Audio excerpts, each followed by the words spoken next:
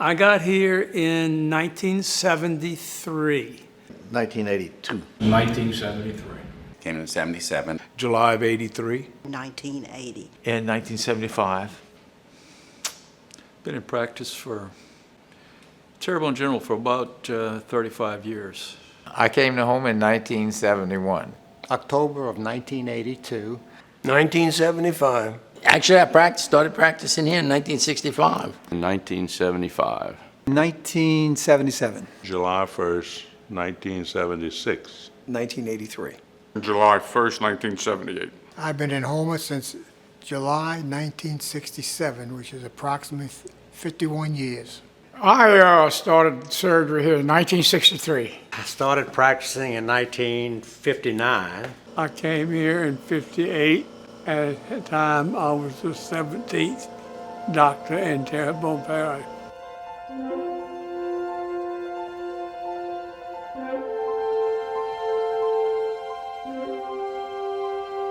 When I was growing up, my mother would always tell me I was going to be a doctor. I didn't really think about anything else but doing that. You know, I think both your profession and surgery within that profession, it finds you and chooses you. You don't choose it. When I was in high school, I was interviewed. They asked me what I wanted to do, and I said, I want to be a doctor. As a kid in high school, I wanted to go to pre-med, to med school. I'm of the age when women were not encouraged to go into medicine. I was lucky I had parents that supported me, and I wanted to be a doctor. I grew up knowing that my daddy was the Dr. Phillip, and I don't know how it happened, but we all wound up in medicine. I think it was a doctor in the little town I was raised in. I had two older brothers that were involved in medicine, and I was intrigued as they would study and discuss the body. I wanted to either be a baseball player or a doctor. I took an aptitude test, and what it showed, number one is dentistry, number two is medicine. Since I couldn't play baseball, I became a doctor. I didn't even know any dentists. Let's go way back. I think my father had a lot to do with it. He was like a country doctor. He made house calls. He saw a lot of patients, and he kind of influenced us by example. My dad and all my brothers were doctors, so that kind of limited me. I wanted to be a professional athlete, but I wasn't very good, so I just started working in the emergency room here at the hospital. And then it was a calling. I mean, I enjoyed that. I learned a lot. I saw accidents. There wasn't ER doctors then. So the surgeons would come out in the middle of the night, and I knew right then that that's what I wanted to do. Well, when I went to college, my main interest seemed to migrate to biology and things like that. Of course, I looked at my options, and liking science, I sort of decided on medicine. When I told my dad I was going to apply for medical school, he told me, well, he says, you'll always have a job. The thought of being a physician was like a pie in the sky. I didn't, when I started, I said, I didn't think that was ever going to happen. If medical school didn't work out, I was going to go teach biology at Terrebonne High, or else I was going to get a job driving a Greyhound bus. I wanted to be a doctor, and I just kept at it until I got there. Again, we just had to figure out which part of medicine what we were going to do. I didn't know which specialty I wanted to be, except I knew there was one I didn't want to be, and that was surgery. And at that time, I think family practice was the thing for me. And I ended up 2 years later a surgery resident. Well, when I first came to town, I had good training in vascular work. I did all the vascular work. I did all the bypasses to the lower extremities, abdominal aortic aneurysms. I did all the orthopedics. We had no bone doctors. So I did all the hip fractures, I did all the fractures. Dr. Sinak and Dr. Willard, we did everything. My father was a surgeon here and one of the founding members of Terrebonne General. And eventually, some of the specialties started coming to town. And then I was recruited by the old Houma Medical and Surgical Clinic down here, Dr. Aycock. And the other doctors in the clinic just welcomed me with open arms. I really began to see the respect that people had for my father when he practiced medicine. And as he got older, I inherited a lot of his patients, and they really had a great deal of admiration for him, and it made me realize what the field of medicine was all about. I had no desire to leave South Louisiana. Terrebonne Parish had one of the highest birth rates, and since I was an obstetrician, why not? Houma was a nice little town. I returned to Houma to attempt to give back to my community some of what it had given me. I'm often asked why did I end up in Houma, and the answer is real simple, my mama. I'd always decided to come back to Houma to practice. My father had died while I was in my residency. My mom was here and I was the youngest child. And my mom called and said, I miss my boy. One of the reasons we liked Houma was my wife's mother was from Houma. Didn't know Houma existed. I was kind of destined, I guess, to get back to Houma one way or the other. Houma was booming, and it just seemed like a good place to come. So I got to Houma over a game of gin rummy. I told my wife, we're going to Houma. She's a New Orleans kid, so she started crying. And she cried for about 6 months. My office is on Senac Street. We've been here since the late 1700s. I just loved Houma from the day I came here, and that's where I stayed. It's a beautiful little town. The hospital was a little hospital. It was only 10 years old when I got here. The hospital was actually run by the sisters at the time. I was the first one to do a residency and at Terrebonne General. We did a lot of work, not only in the office hours, but at the hospital. We spent some time at CCU and learned from these doctors who had 30, 40 years experience. I went in with Dr. Jerry Haydell, and we were really busy, and it was not unusual at all to work till 10, 11 o'clock at night. We all got together, we helped each other. When you had an accident or something bad, the operator in the hospital got on the telephone, and she just called us all week. The agony and the suffering from sudden deaths or unexpected deaths, and then the joy of delivering babies, it was both. In the early years of my practice, I could speak French. I actually had many patients who could only speak French, and being able to understand them and communicate with them was quite a help. I think all 50 years has been my best. I can't point out any one time. 40 years of practice, there's a lot that happens. The thing I remember and I liked with the people that I worked with. Everybody knew everybody back then. Russell Henry, Brian Mathern, Harry McGaw, and I were all classmates at LSU. And we did have good doctors here. Well, we used to get a lot of seafood. I guess I didn't buy any seafood for the first 20 years. There were 25 doctors in the clinic, and we'd have a big clinic Christmas party every year, and I still remember some of those Christmas parties. We really are all here to help each other, especially the young physicians. Make it a point to enjoy your practice. You have to balance your home life with your work life. Today, medicine has changed so much so that doctors tend to go straight to lab work and x-rays and things, but they forget to touch the patient and examine the patient and put their hands on the patient, let the patient know that you really care about them. Not necessarily just be a physician to them, but a lot of times you sit and talk to them, about this and that, and then we get to the medicine part of it. I would say the greatest moments of my practice, or in particular, those moments I've spent with patients after treatment. You got to walk into that room like they're the most important person in the whole world until you walk out of that room again. Listen to the patient. Listen to the patient. And then, by God, examine the whole patient. They will tell you what's wrong. It is your job to put it together and come up with the correct answer.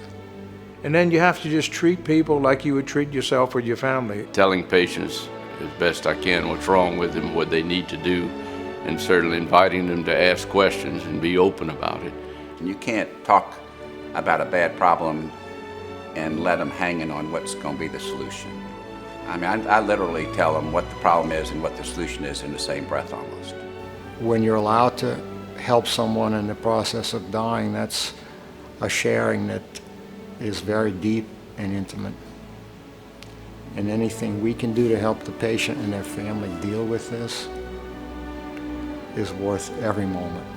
Watch them happy times, watch them at sad times, watch them at death. So I think it's the whole situation of what family practice needs. Enjoy your work. If you don't enjoy it, don't do it, because you will not do a good job of it. Keep working hard. What you do will eventually be recognized. If you really want to serve people and help people, medicine's where it's at. As you get older, you can always improve. Believe it or not, you can get older, there's going to be something you never saw before. It's unbelievable. The species that are most able to survive are not necessarily the strongest or fastest, but the ones that are most adaptable to change. We clearly know you can't get better without changing. It's amazing what I've been able to hear. I wasn't there in 39, but I heard about it. What I saw him go through, what I did, and what my son's doing now. And I guess that's a pretty remarkable thing. I was the first radiologist at Terrebonne General who had ever trained with CAT scanning. CAT scan and ultrasound were new back then, and not all the hospitals had the latest equipment. And we talked the hospital into getting one, and we were off and running. Patients didn't have to travel to other facilities to have procedures done. Now, during my years of active practice, they developed CT scans, imaging studies, EMG, NCS studies, ultrasound, and I saw, and computers. Lord, they didn't have any computers. At one time in Houma, there were about 6 or 7 doctors who had been number 1 in their class. Cancer treatment, cardiology treatment. When I came into practice, there was no cardiology residency. They didn't have cardiology. It wasn't until Craig came along here. And a lot of things happened here. We did the first heart attack ever where a stent was placed here at Terrebonne General. And that's for the whole world, not just for the United States. And I had a patient in the emergency room who just had a big heart attack.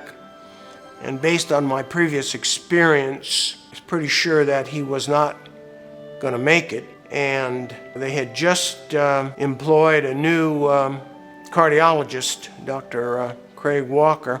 We consulted him immediately, and he kind of swooped into the emergency room in his group and took my patient and stick an artery with a tiny tube and take someone who was really dying in front of us and inflate the balloon initially, and those people wake up and pressure would come back. It was really amazing. And darned if he didn't leave the hospital in about 3 or 4 days later. Not that much the worse for wear. You take an x-ray, your leg is broken. We fix it, put a plate on it, and I can see it.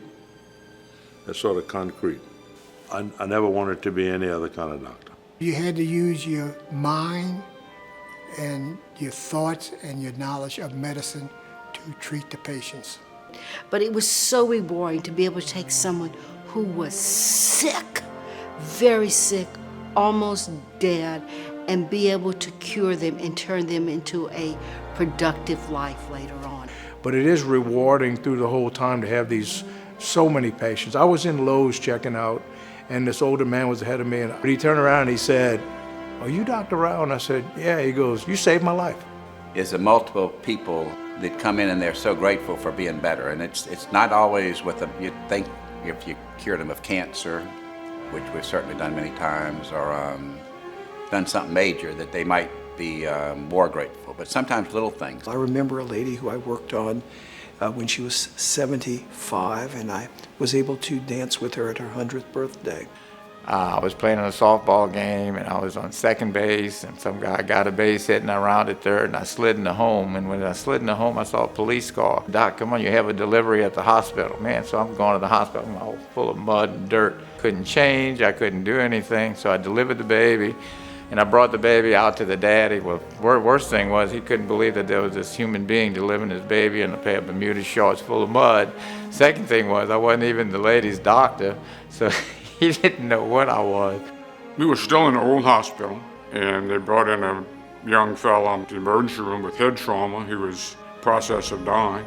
Brian Mathern and I drilled boreholes through his skull, 4 places to drain the blood. We drilled the boreholes, drained the blood, wrapped him up in an ace bandage, put him in an ambulance, and sent him to New Orleans.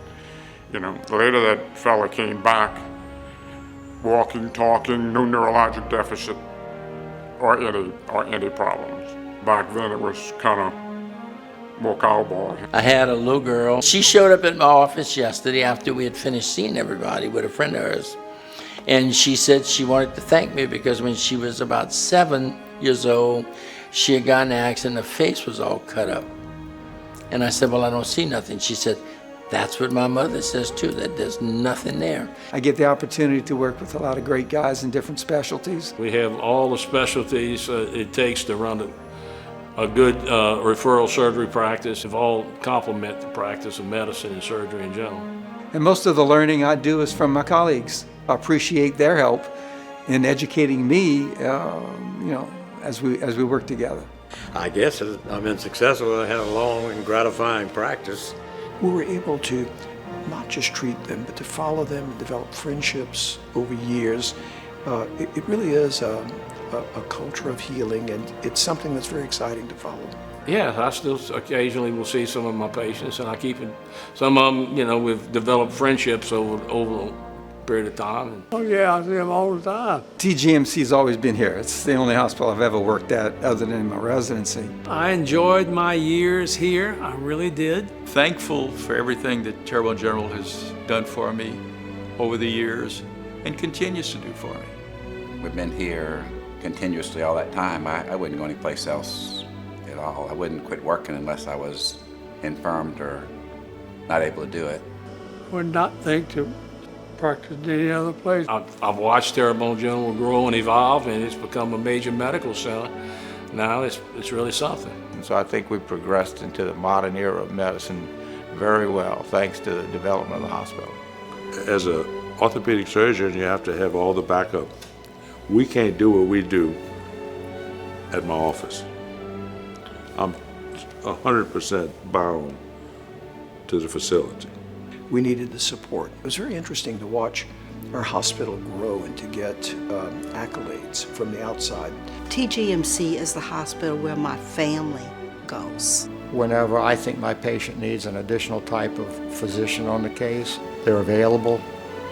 They help me take care of my patients. If there's anything you want in this hospital, somebody bends over backwards to give it to you, I think. So I got to say, Terrebonne General has been a very exceptional facility for this whole area, really. I could have never dreamed that 35 years ago we would have been able to do what we did in a small town like Houma. I was and have been very happy in my life's work. I don't think I could have been happier doing anything else. Oh, I think it was enjoying what I did, and it was nice. If anybody could have a daddy and 3 brothers to practice medicine with in their life, when they get old, they would say it was a life well worth living. I enjoyed my patients. I enjoyed the responsibility, the challenges, the education. It's that I enjoyed my time here, enjoyed all the people and the opportunity. And Why I don't retire? Because of the personal relationship with patients, number 1. 2 is my wife doesn't want me at home. But I mean, I've enjoyed it and I've been fortunate, I guess that's... Great, because it's the greatest thing I've ever done in my life. I love what I do. It was a lot of fun. It was fun. Interesting, challenging. Entertaining. Fulfilled. It's exceeded expectations, that's 2 words. Challenging and rewarding at the same time.